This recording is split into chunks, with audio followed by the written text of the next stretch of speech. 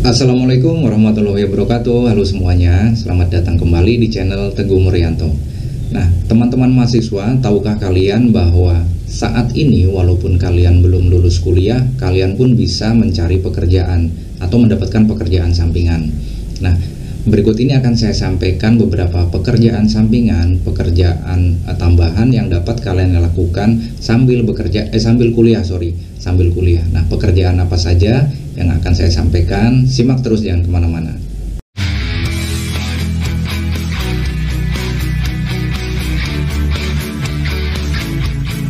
Baik teman-teman mahasiswa, pekerjaan yang cocok untuk kalian yang dapat dilakukan nih walaupun kalian saat ini belum lulus atau masih berstatus sebagai mahasiswa. Nah, namun ada beberapa pekerjaan yang cocok untuk kalian tekuni. Selain mendapatkan pengalaman, kalian pun tentunya akan mendapatkan penghasilan tambahan kan. Nah, pekerjaan pertama yang dapat kalian tekuni, yang pertama bisa menjadi seorang desainer grafis. Ya, bagi kamu yang sedang kuliah di jurusan desain atau di jurusan yang lain pun bisa memiliki kemampuan untuk di bidang tersebut. Ya, kamu mungkin akan menjadi seorang freelance atau mungkin pekerja kantoran yang memang mengkhususkan untuk membuat sebuah desain. Nah, selain bekerja di kantor, kamu pun bisa menjadi single fighter. Ya, artinya kamu bisa bekerja sendiri untuk menerima jasa-jasa desain, baik itu desain logo perusahaan ataupun desain-desain untuk brand sebuah produk. Ya, kamu bisa terima produk-produk tersebut, order-order tersebut agar kamu menjadi semakin mahir untuk di bidang desain. Nah, kalau untuk di bidang desain tentunya semakin banyak kamu menghasilkan sebuah karya, nanti akan semakin terlatih atau semakin terasah skill yang akan kalian peroleh untuk di bidang desain terutama. Nah, itu untuk di bidang desainer grafis. Nah, bagaimana, tertarik nggak? Oke, kalau nggak tertarik, sekarang ada lagi yang kedua nih, sebagai penulis konten. Ya, penulis konten.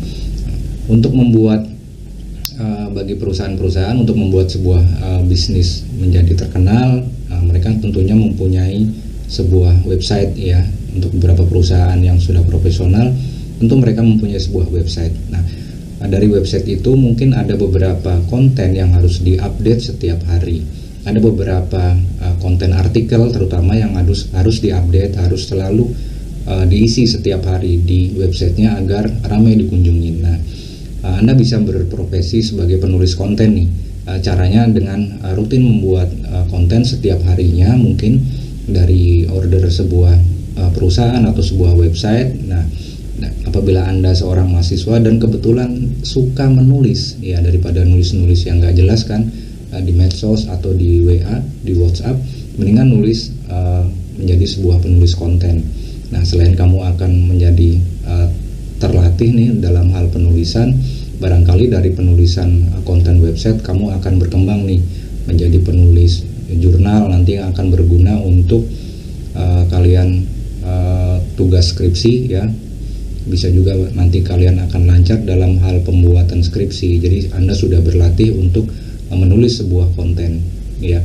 Awalnya konten-konten yang biasa saja, lama-lama kalau kalian sering menulis tentunya akan semakin terasah nih di bidang tidak hanya di bidang yang kalian sukai, mungkin kalian dapat orderan di bidang yang kalian tidak sukai. Nah, dari situ kalian pun harus belajar mau nggak mau ya untuk menjadi sebuah menjadi sebuah penulis konten yang bahkan temanya tidak Anda sukai. Oke, itu untuk penulis konten. Kemudian yang ketiga nih, ada lagi Anda bisa sebagai guru les privat. Iya. Salah satu pekerjaan yang paling banyak diminati mahasiswa nih dan sudah sering terjadi belakangan ini adalah terutama di bidang pendidikan ya. Mereka banyak mahasiswa yang mempunyai penghasilan tambahan atau pekerjaan tambahan sebagai guru les atau guru privat ya, baik itu untuk tingkat SD, SMP, SMA ataupun SMK ya. Jadi Anda bisa mengajarkan pelajaran-pelajaran umum seperti contohnya bahasa Inggris, matematika, atau mungkin fisika, kimia, ataupun mungkin yang berhubungan dengan pelajaran-pelajaran kejuruan ya. Misalnya Anda pun bisa mengajarkan desain, mungkin bisa belajar editing video, atau mungkin bisa mengajarkan editing foto atau editing audio ya. Jadi Anda bisa melakukan pekerjaan yang ketiga ini sebagai guru les privat, ya. Ini pun bisa Anda terapkan apabila Anda misalnya tidak mau melamar sebagai guru bimbel, ya. Anda pun bisa sendiri melakukan sendiri, misalnya datang ke rumah yang ingin Anda les untuk privat, atau mungkin murid-muridnya bisa datang ke rumah Anda. Kemudian yang keempat ini bisa sebagai penerjemah nih. Nah, biasanya ini untuk yang Anda yang kuliah di jurusan bahasa dan sastra, ya. Anda bisa misalnya mahir berbahasa asing nih, bahasa Inggris, bahasa Jerman, bahasa Perancis. Nah, Anda bisa mencoba sebagai penerjemah bahasa Jerman misalnya. Nah, pekerjaan-pekerjaan ini dibutuhkan untuk biasanya menerjemahkan misalnya dokumen, ada kemudian buku, kemudian artikel yang tidak bisa diselesaikan mungkin sehari 2 hari. Mungkin Anda akan butuh waktu seminggu, sebulan, ya, untuk menyelesaikan pekerjaan menerjemahkan sebuah artikel atau mungkin sebuah buku, sebuah dokumen. Ya, dari situ Anda akan mendapatkan pengalaman nih. Mungkin nanti bisa ditambahkan di CV Anda atau di kurikulum vitae, ya, untuk Anda melamar pekerjaan di tempat lain.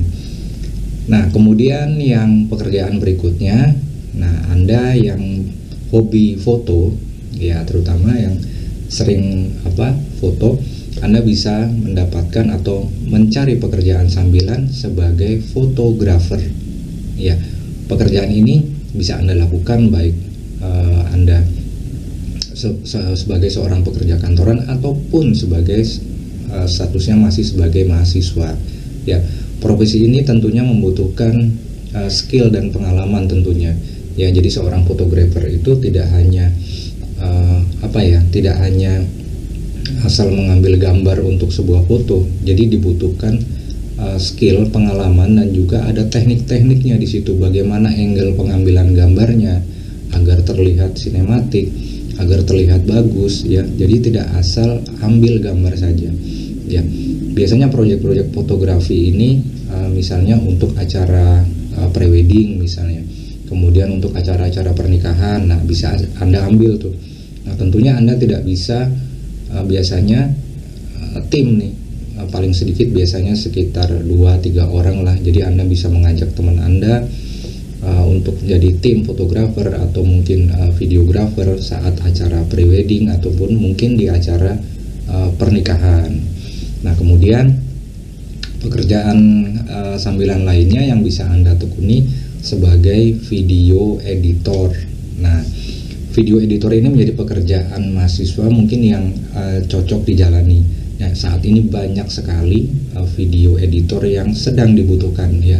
Terutama saat ini kan banyak sekali youtuber-youtuber yang membutuhkan seorang editor. Nah, Anda bisa mengajukan lamaran, misalnya Anda punya relasi, punya kenalan sebagai video editor, ya. Apabila Anda memang sudah mumpuni atau mempunyai skill dan pengalaman di bidang ini, nah, biasanya seorang fotografer itu bisa bekerja sama dengan video editor dalam sebuah proyek. Misalnya yang tadi nih, proyek prewedding atau proyek pernikahan.